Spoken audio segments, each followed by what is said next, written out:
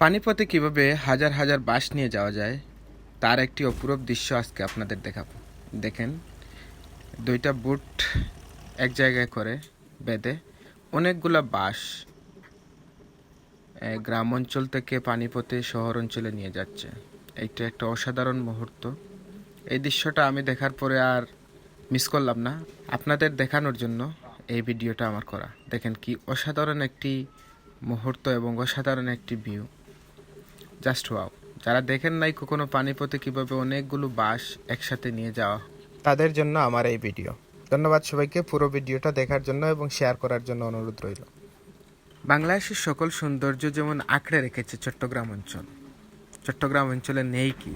যেমন আছে পাহাড়, তেমন নদী নালা এবং সাগর।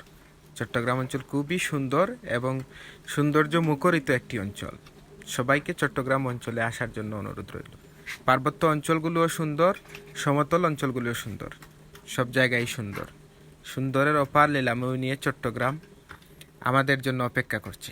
আসুন চট্টগ্রাম সৌন্দর্যের অপার লীলাময় দেখে যান। আসসালামু আলাইকুম রহমতুল্লাহ বারাকাতু।